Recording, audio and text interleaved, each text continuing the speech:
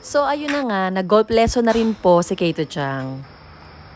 Yung pangarap kong beauty queen, ayan, mahilig po talaga siya sa sports. Pagkatapos mag-swimming, ayan, golf naman po nakahiligan.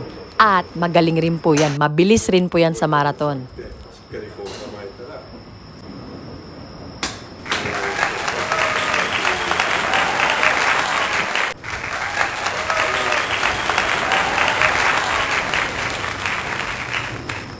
O, di ba saglit lang marunong na?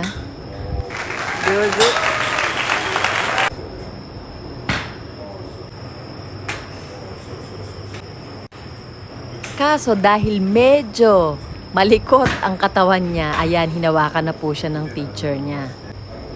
At medyo hindi niya pa control yung katawan. Kaya kailangan niya ng guide. O, di ba? Tinukuran na siya ng coach niya. O, di ba? Panis. Ayan pa. Oh, Josie.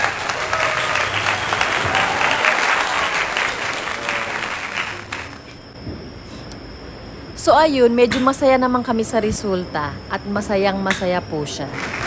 Makikita naman po after namin mag-golf. Ayan. Thank you for today.